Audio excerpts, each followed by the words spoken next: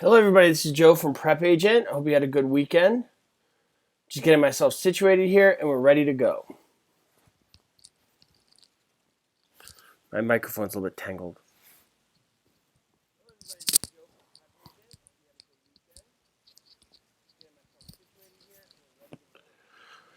Okay, so today we're talking about vocabulary.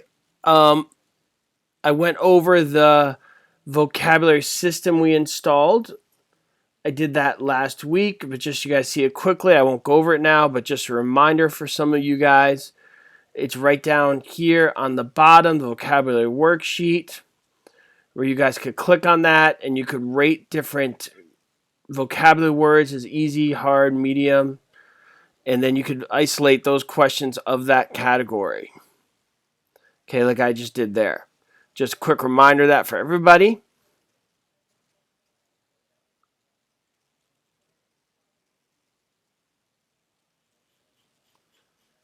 And we will get started.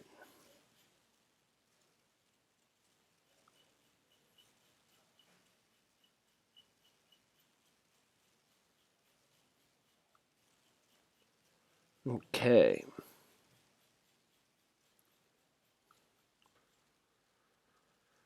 So let's get into some vocabulary. We got some words here.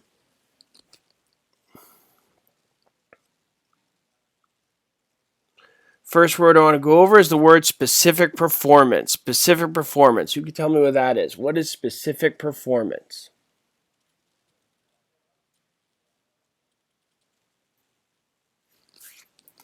Specific performance.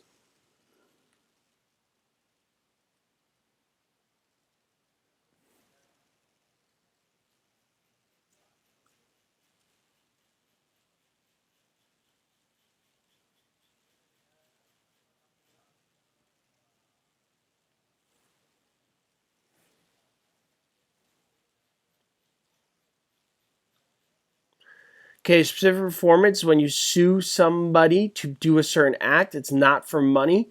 Usually it's done between a buyer and seller. It's not between a broker, because when there's a broker, there's money involved. Okay? With the buyer and seller, it's a lawsuit to take an.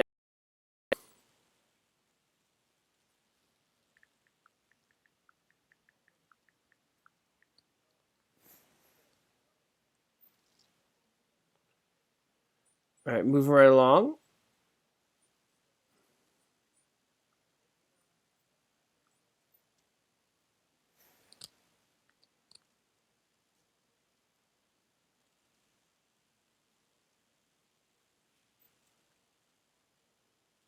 Okay, next we have a straight note.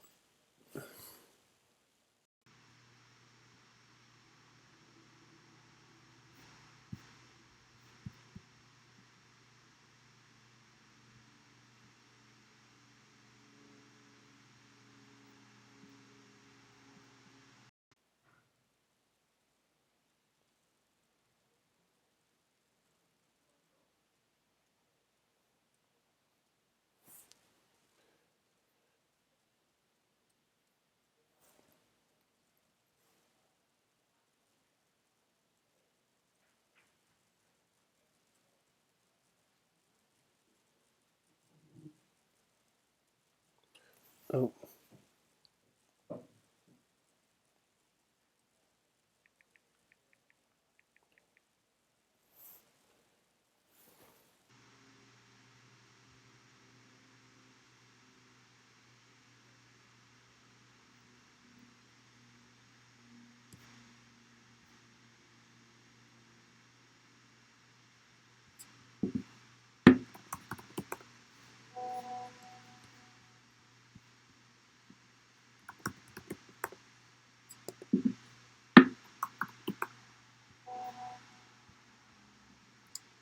Hello, everybody. This is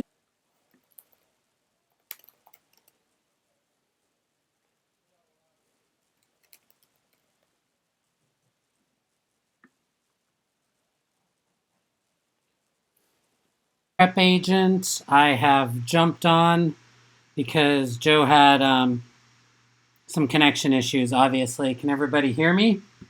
Lisa can hear me typing on my keys, so. Hello, everybody. This is Adrian with PrepAgent.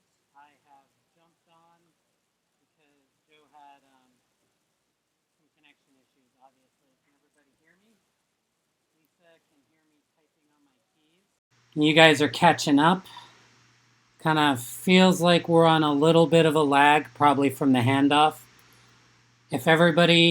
If you haven't refreshed your screen, refresh it one more time to get rid of some lag. I'm going to. You guys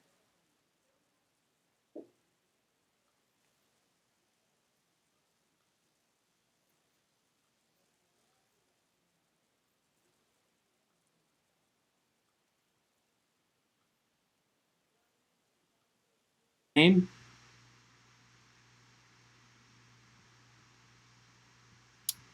Yeah, I was just showing some buffering on my end as well. I don't really know what that's about. I know I've got a really strong connection, so I'm going to have everybody refresh one more time, and then we'll jump into it.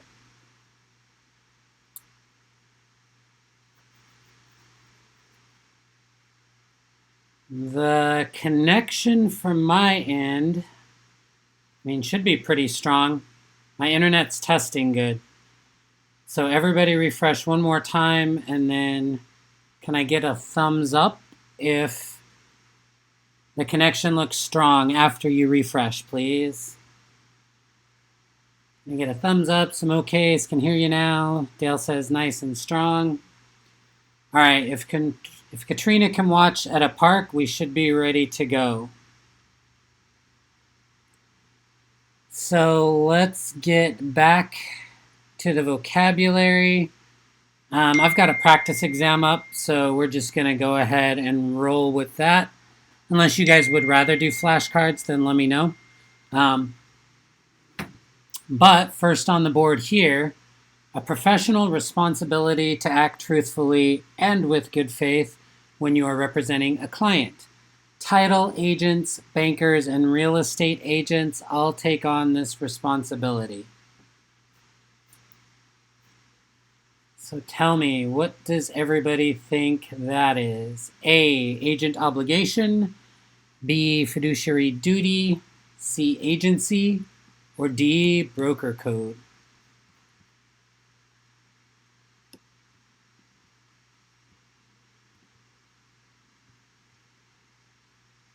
Looks like everybody agrees. Professional responsibility to act truthfully and with good faith when you are representing a client. Title agents, bankers, and real estate agents all take on this responsibility. It's B, fiduciary duty. Nice job. Leah asks, since this isn't working, can I find this again in recorded materials? Leah, try and refresh your screen again. The connection should be good. But yes, this will be available in the previously recorded webinars from the webinars area of your member dashboard.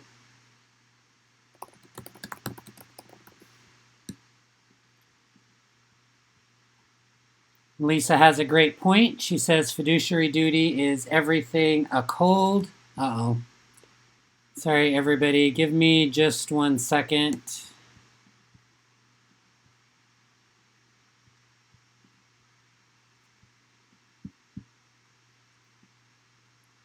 You remember that happened to me last week because I was doing some support work right before we started. So let me get back into vocab. But anyway, Lisa was talking about fiduciary duty being everything a cold or old car is another one. I think that throws an extra responsibility into that. So real quick, before we get into the next one on the board, can everybody tell me what is in a cold or old car for fiduciary duty? What does that stand for? A cold or old car. We're talking about fiduciary duty. These are the responsibilities the obligations that you have towards your principal when you're a real estate agent, when you've actually established an agency relationship, right?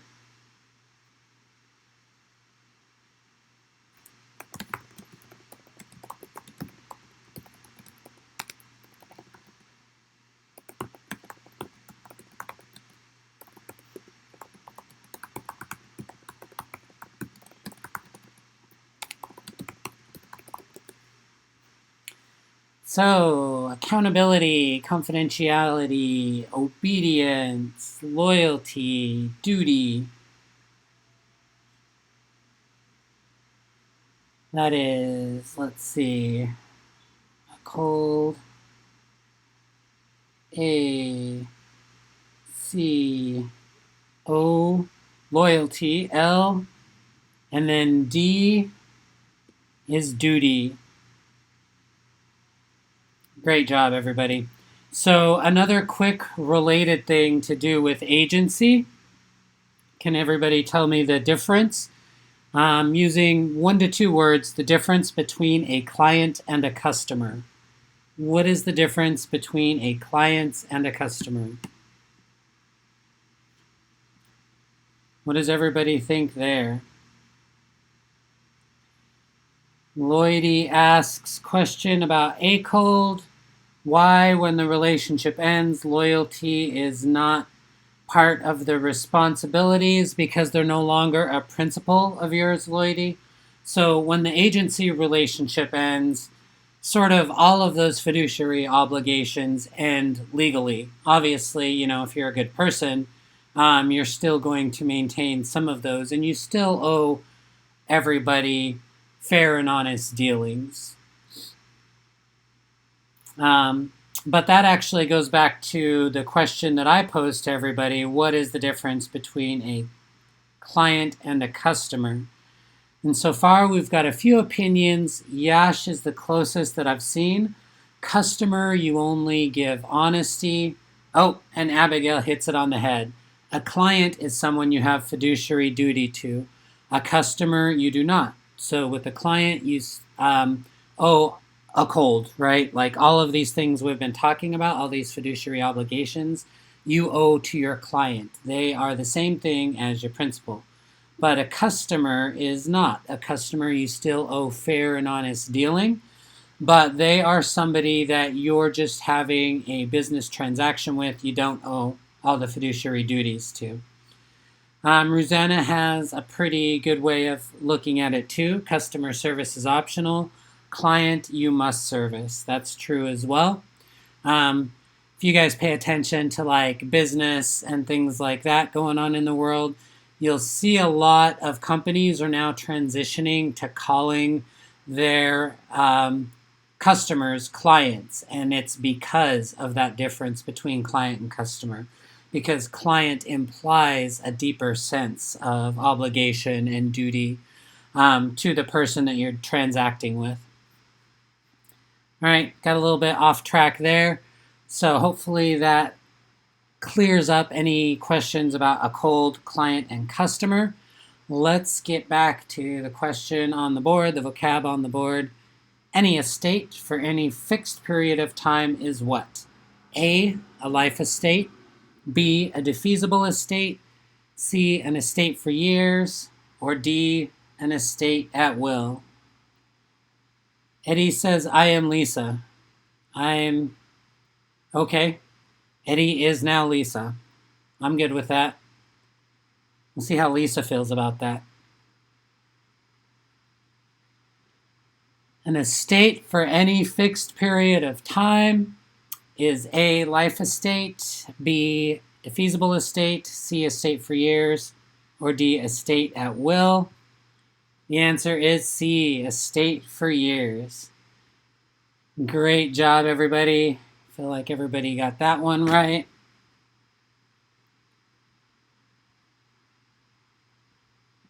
So let's move on. An estate in which ownership is for an indeterminate length of time. Unlimited interest in a property. Is that A, freehold estate, B, less than freehold estate, C, estate at sufferance, or D, estate for years. Olafunk says estate for years is for a definite period. Exactly.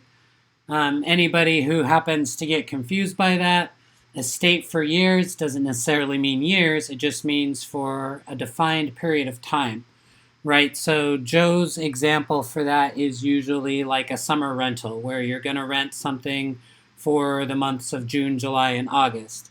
You know exactly when it begins, you know exactly when it ends. That is an estate for years. Back to the question on the board. A state in which ownership is for an indeterminate length of time or unlimited interest in a property is a freehold estate.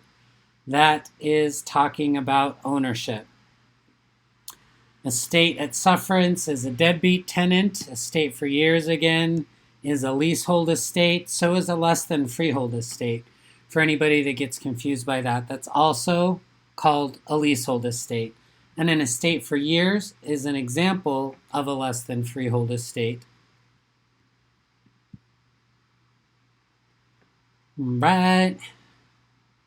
Next up, we have trying to convince members of a neighborhood to sell their homes because members of a minority group are moving into the neighborhood is A, commingling, B, puffing, C, steering, or D, panic peddling. Dale asks, what is a less than freehold estate? A less than freehold estate is a leasehold estate, Dale, which is also called a lease. So it's basically just a right to possess, but it's not ownership.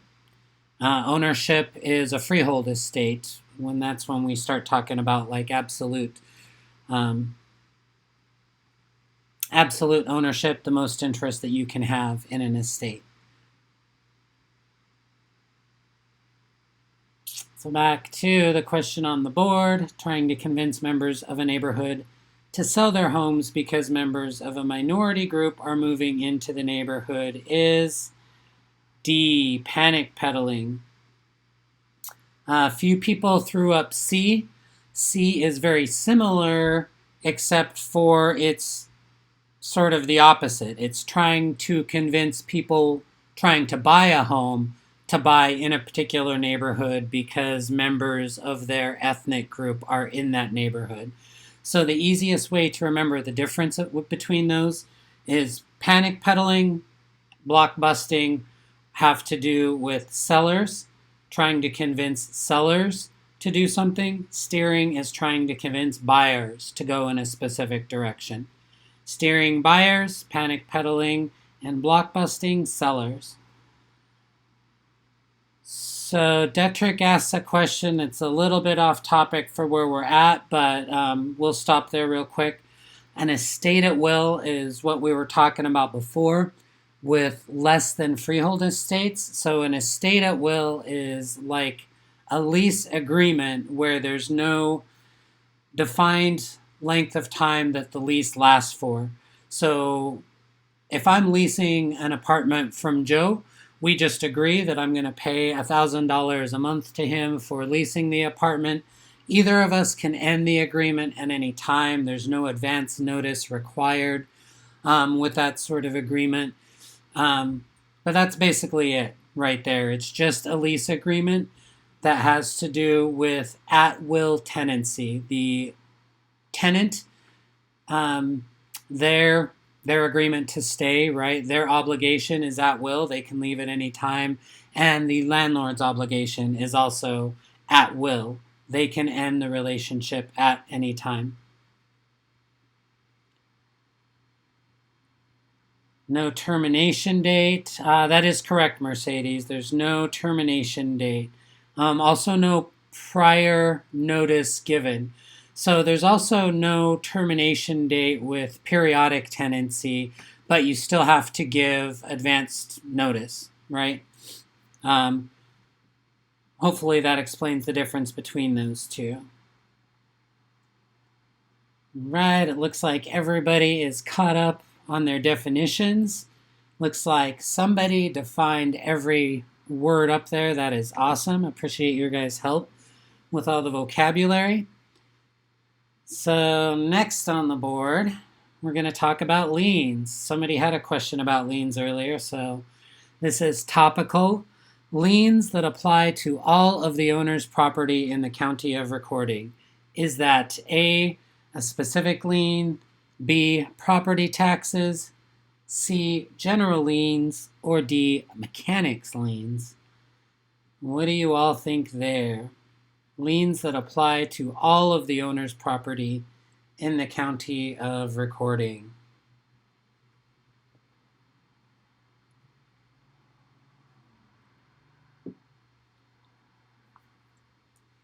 Liens that apply to all of the owner's property in the county of recording. C, general liens. Great work. Pretty sure everybody got that one. That one's general, applies to generally everything somebody owns, right?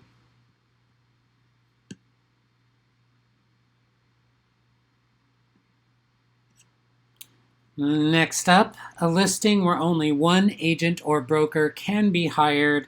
Is that A, non-exclusive listing, B, exclusive listing, C, open listing, or D, net listing? What do y'all think here?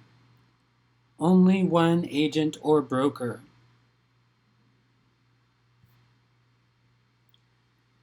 All right, we got 90 people on this webinar right now, so I want to see the chat fill up.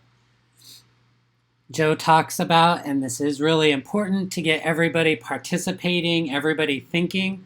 We'll actually switch to flashcards in a minute so that everybody's typing, because typing is, when you're listening, you know, you're sort of making your little mental connections, right? You're like listening, you're like, oh, right, a lien is a general lien, or that type of lien is a general lien.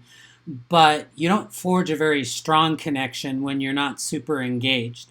When you're typing B on the board or explaining an answer on the board, you're engaging a lot more. You're a lot more likely to remember the information that we're talking about if you're participating. So it's awesome. Just saw this board like literally fill up with answers of a listing where only one agent or broker can be hired. That is B, exclusive listing. That's probably a little bit of a misleading definition there, but we leave sometimes questions like this in because when you're actually on the exam, there are often times that you're going to come across definitions where you're like, that's not exactly how I learned that word, right? That's not exactly how I learned exclusive listing. But exclusive listing is also the only thing where that definition could apply. So it would be more correct to say that an exclusive listing is one where you're guaranteeing a broker a commission, right? It's more related to the commission. You can hire as many brokers as you want. You're just going to be paying a lot of brokers if you do that. You know, it's not very smart. But the definition of a listing where only one agent or broker is being hired applies to exclusive listing. Does that make sense to everybody? Right? So that's why a couple people got confused.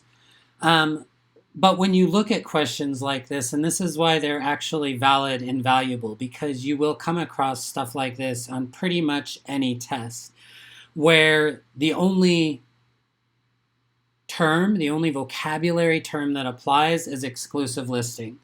And so that's the one that you're going to want to go with. Of the options they provide you, there's usually only going to be one that applies. I did see somebody else asks non-exclusive listing. A non-exclusive listing is just saying the same thing as an open listing. So that term is just in there to sort of throw you off. Right? Give me just a moment to comb through. Make sure everybody looks like they're good with that. All right. Let's switch to flashcards. And so the idea with flashcards when we're doing those is that you're going to try and type in an answer that's 1 to 2 words. That's also generally how you want to fill out your vocabulary worksheet.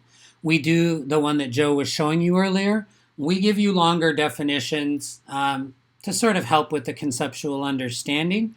But ideally, you want to have a couple of key words that sort of remind you of what a vocabulary term is. So with the bilateral contract, what does everybody think a bilateral contract is? Mercedes says net isn't legal anywhere. Not entirely true, Mercedes. There are places where net listings are legal but highly regulated. They're just not very common. It's still important for you to know what a net listing is, even if it's illegal in your state, because if a seller comes to you and offers to give you a commission, like I'll give you whatever you get above, 135,000 on this, you need to know that that's illegal in your state. So it's still important to know what it is. So back to bilateral contract. A bilateral contract is a contract formed by an exchange of promises. So two promises. Yash said two promises. Raquel says promise for a promise. Diana promise for a promise. That's exactly it. Rocio says two people. As long as you know we're talking about promises, that is legitimate. Net listing, kind of like wholesaling, Lloydie? I don't think so. I'm not 100% sure on that. But a net listing is usually, when I've encountered the concept, it's usually to do with one single residential sale, whereas wholesaling is more like bundling. And, Joe chimed in. When you see that little yellow prep agent, that's actually Joe. Maybe it's Arthur too, but I'm pretty sure it's Joe talking. So when he speaks, we listen, right? All right, zoning. What has everybody got as a short definition for zoning or a way to remember zoning? Joe says boom.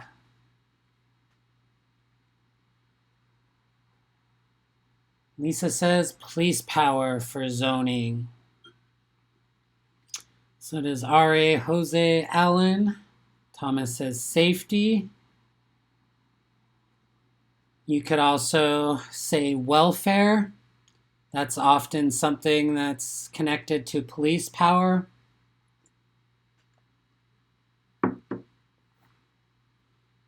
Raquel says how a property can be used in an area. That is probably the most complete definition that we've seen so far. And Joe has a good point. It's great to remember that it is a police power and it's connected to the police power. But do you know what it is? Regulations that control the use of the land within a jurisdiction. So controlling the use of land would probably be your most complete short definition for that one, right? I did see somebody say regulation for building. That's pretty good, but you could probably get confused with building codes on that one too. So if you're going to use that, just want to make sure you separate that. You're not controlling how buildings are built, just what buildings can be used for in an area, right?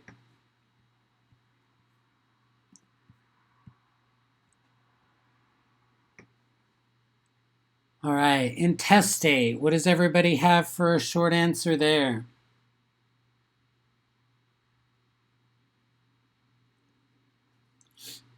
And keep in mind, I definitely understand why the other way, why doing the,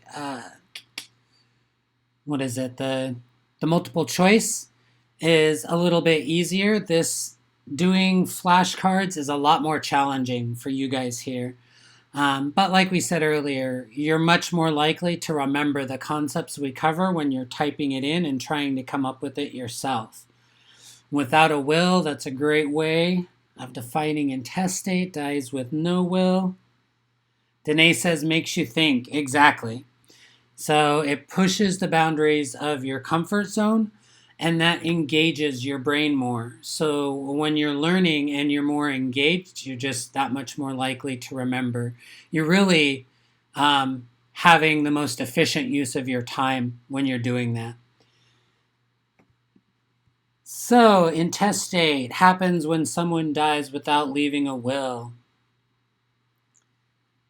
That is, I think, what most people were using.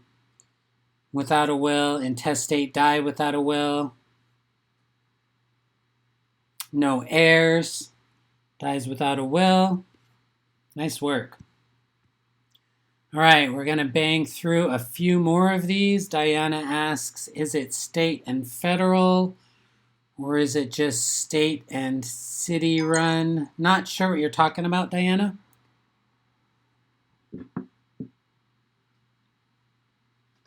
So if you want to clarify, I'll be happy to address that.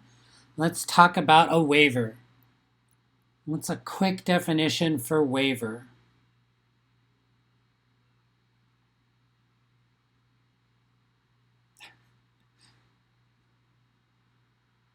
I like Net's little, it's not really emoji, dot, zero, zero, dot.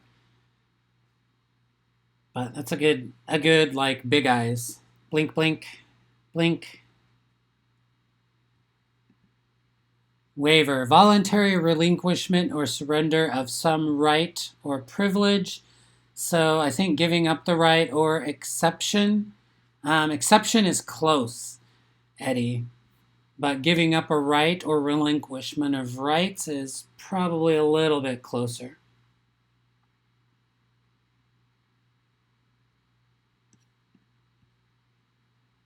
Okay, what does a notary do? What's important to remember about a notary? Malou says giving up rights or privilege. That's a great one as well. And Lisa just learned that one the other day. Nice. Shane says third party. As long as you remember that it's an important third party in a contractual setting or a verification type setting. A person that can see a signing. Acknowledgements, Lisa says, probably a great word. Diana came out with acknowledgement as well. Witness is also a great word. That is the action that they do more.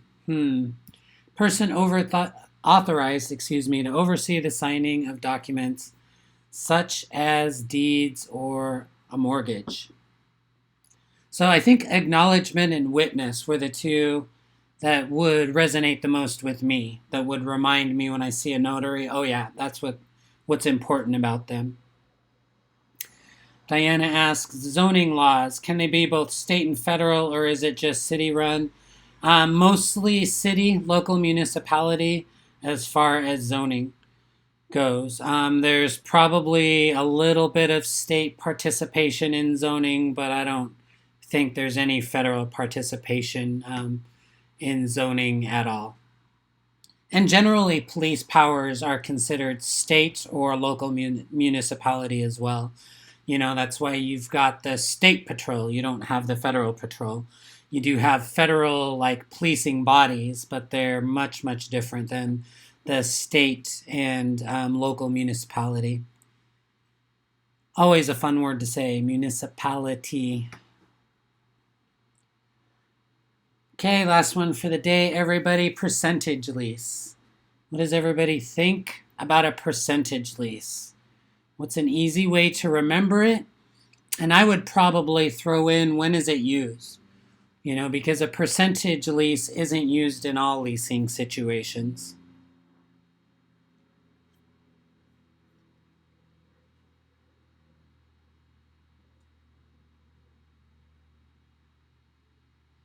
Percentage of gross amount. Going back to the previous ones, Yash asks city. Yeah, either city or state. If your question is between federal or city, it's city. Zoning is not federally controlled. So percentage lease based on income, that's valid. Used in commercial leases, absolutely. Is it illegal? It is not illegal. Triple net. Triple net is different. So we'll get into that here in a second. Let's go ahead and look at it though. A lease, generally on a retail business property, using a percentage of gross, a percentage of profits to determine rent over a minimum or base rental. So I did see a few people throw out triple net or just net listings. Net listings have to do with the tenant paying bills, so paying like property taxes and or insurance, things like that. Things that in a gross lease, so a gross lease is where the landlord pays everything. With a triple net, the tenant pays all of those things. With a percentage lease, that's more used in a commercial setting where you have a tenant that you expect to be profitable. And so you're just like, look, give me a percentage. Maybe, it's going to take you a while to build clientele, so you won't be paying me that much to start out with. But once you catch on, you're going to be paying me boatloads and everybody's happy. Hopefully that makes sense to everybody. Let's see. Looks good. Everybody got percentage.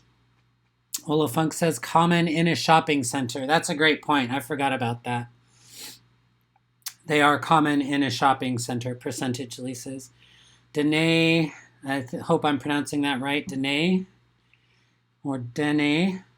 Taxes, insurance, maintenance equals net. Exactly. And that's why they call it a triple net when you have taxes, insurance, or maintenance.